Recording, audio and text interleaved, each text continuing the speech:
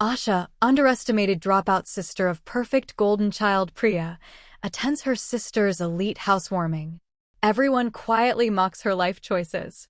A valet accidentally reveals Asha is actually a multi-millionaire tech founder with supercars and country club status.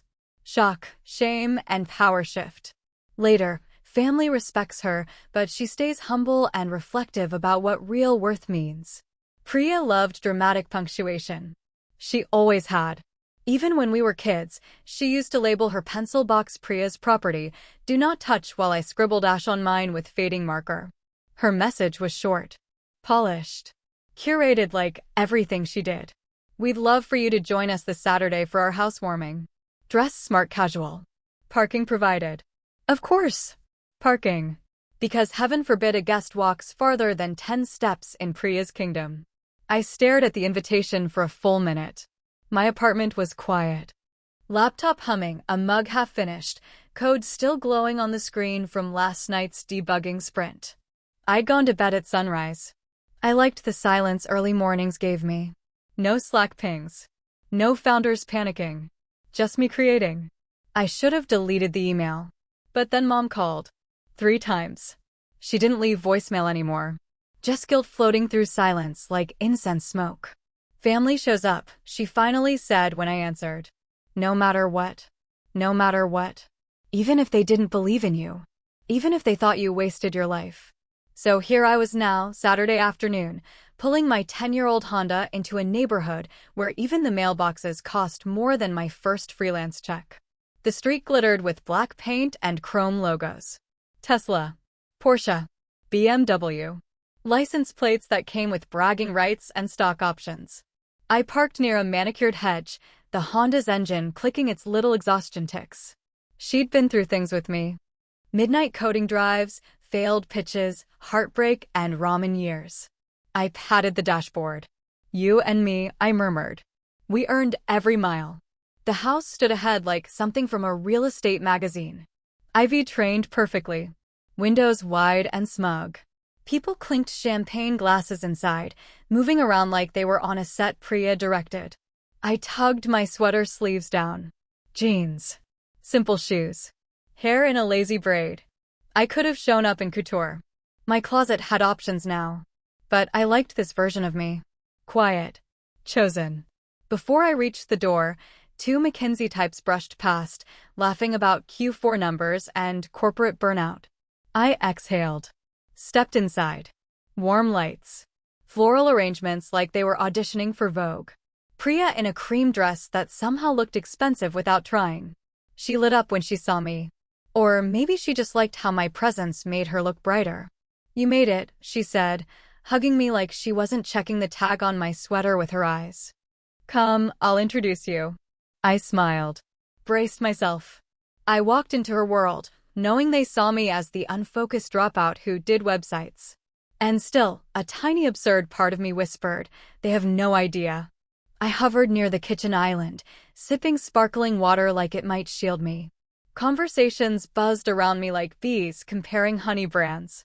"So when we renovated the wine wall, Series B closes next month. We're thinking Tahoe, maybe Aspen." Priya floated between groups like wealth airbrushed into human form. Occasionally she'd wave at me, like a PR consultant acknowledging a minor media outlet. A colleague of hers approached. "Blazer sharp enough to cut glass." "You're Priya's sister, right?" "Yeah," I smiled. "Asha. What do you do?" "Here we go. I work in tech." "Which company?" I always hope, foolishly, someone will ask, "What do you love building?" But life rarely gives you the thoughtful version first. "I'm independent," I answered. A polite pause. Eyes scanning my shoes.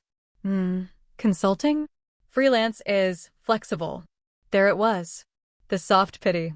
The tiny edge of superiority hidden inside kindness like arsenic wrapped in a sugar cube. Priya swooped in. "Asha builds websites and apps. She's very creative. Websites and apps. Like glitter crafts." I gave her a look. She didn't see it. She was already turning away to refill champagne. Dad appeared next, voice low. "Beta, you could ask David. His firm has programs for people with computer backgrounds. Stability. Healthcare benefits. Stability. I'd paid premiums for my team's healthcare last quarter alone. But okay. I'm good, Dad, I said softly. He patted my arm like I just didn't understand adulthood yet. I slipped outside for air. The yard was perfect, warm uplighting kissing polished stone and imported plants. I checked my phone. 2 Slack messages. One founder asking about a machine learning pipeline. Another sending a screenshot of the latest press feature. My team simply knew me as Ash, the builder. No last name, no bragging rights, just someone who made hard things work. Inside, laughter swelled. Priya was showing off the kitchen. Marble like it held ancient secrets. She tapped the stove proudly. 6-burner wolf range. David says the ROI on appliances is crucial. Roy. On a stove. I leaned back on the patio door frame and breathed. I wasn't angry. Not really. Just tired. Tired of being measured by labels they worshipped. College dropout. No corporate job. No status vehicle. Never mind the acquisition documents locked in my email. The NDAs. The silent wins. The wire transfers Mom could never imagine. Someone behind me chuckled. Forgot to bring a jacket? Oakland gets chilly at night, huh? Priya's friend. Tall. Superior smirk ready to launch. I just smiled. Cold doesn't bother me. And it didn't. I'd walked through worse storms. Failed startups. Investor doubt. Nights staring at code until my fingers hurt. Silence from people who used to believe in me. A little condescension? That was weather, not climate. Inside, Priya tapped her champagne glass. Speech time. Yeah. Let the performance begin. Her speech was flawless. She always had that talent. Turn life into a polished deck. We worked hard, she said. Late nights, tough decisions, sacrifices. My jaw clenched, and I hated that it did. I didn't want jealousy. I didn't. I wished her success sincerely, once upon a time. But something in her tone stung. Sacrifice. As if she cornered the market on struggle. She wrapped an arm around David, glowing. And with discipline, planning, and the right path, you can achieve stability and success. We're proof. I felt 20 again. Telling Mom I wanted to drop out. Her tears falling like verdicts. Dad's silence heavier than shouting. You're wasting your life. You're choosing chaos. This isn't what good children do. I wasn't angry now. Just remembering how sharp love can feel when it's conditional. Guests applauded. David kissed her temple. They looked like a LinkedIn power couple ad, success personified in beige tones and scented candles. I clapped politely. Priya turned toward me. Mic still in hand like a scepter. And my sister Asha is here too. She's figuring things out, doing her tech thing. Soft laughter. Not cruel, but dismissive. A pat on the head wrapped in silk. A spark lit in my chest. Not pride. Not ego. Just a reminder. I worked too hard to shrink for anyone. But I breathed it down. No explosions today. I didn't come here to win. I came because family shows up. Or so I reminded myself. Later, in the hallway, Priya caught me alone. Don't look so sensitive, she teased. It's all love. One day you'll thank us for pushing you. I stared at her. Pushing or judging? She blinked. You're being defensive. Maybe, I whispered. Or maybe I just know who I am. Priya frowned. That unsettled her more than anger would. She liked a world where she knew the hierarchy and her place atop it. We heard laughter outside. Guests preparing to leave. Valets bringing cars up. Engines humming like wealth lullabies. My pulse slowed. A calm settled over me. Strange. Heavy, like the moment right before a wave hit shore. I didn't know what was coming. But something had shifted. Not thunder. Not lightning. More like a fuse quietly catching flame. Priya walked with me toward the driveway. Her colleagues joined, coats draped stylishly, shoes clicking, the sound of polished futures. Thanks for coming, Priya said sweetly. Really. And don't worry. You'll find your path. My path. Cute. I unlocked my Honda. The door creaked like it had opinions. Behind us, a valet rolled up in a BMW. Smooth, quiet wealth. A woman laughed, we should get matching ones. Priya smiled at them. Then glanced at my car like it had personally offended her aesthetic. You know, Uber Black would have been a nicer look, she whispered. Presentation matters. I opened my car door, and I swear for a second I nearly let it go. Stayed silent. Went home.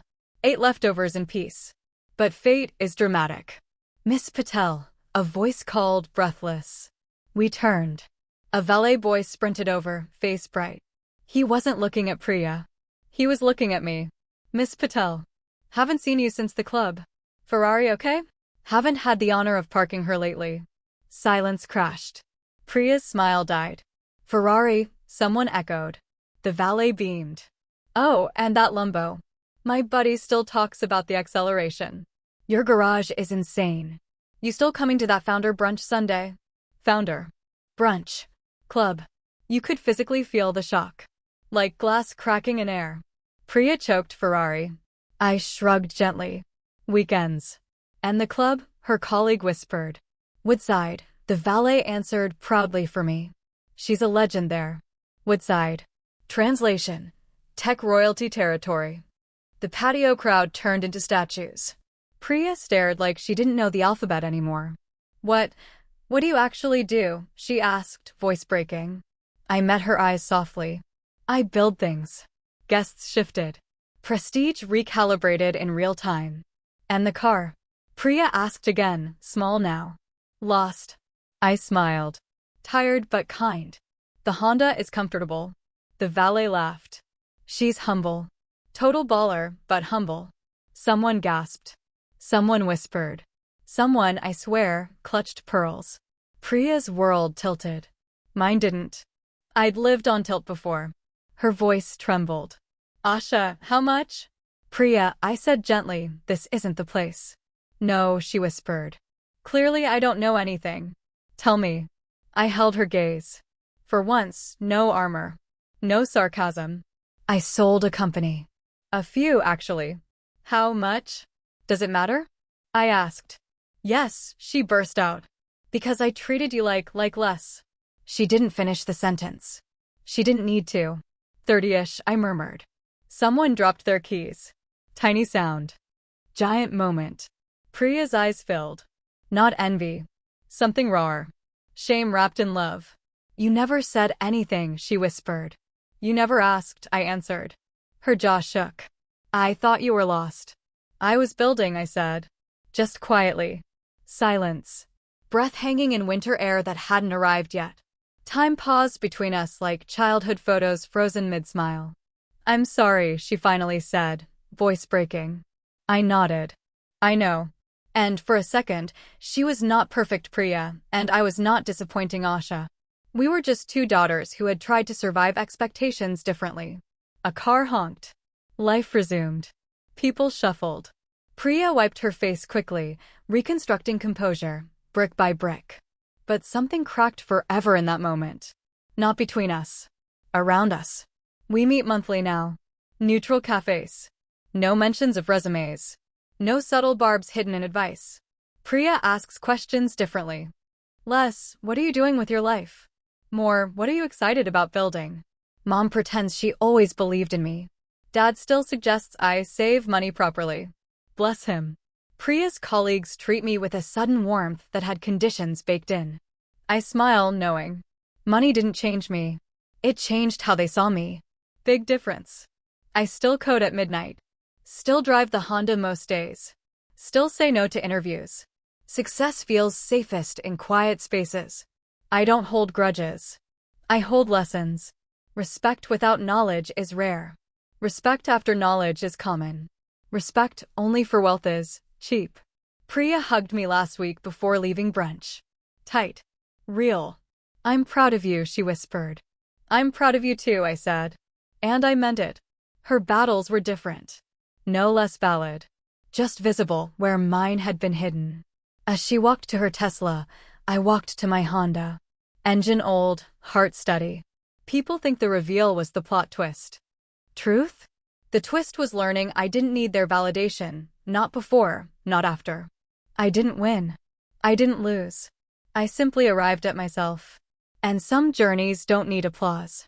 Just peace. I turned the key. The Honda hummed. Miles earned. Miles ahead.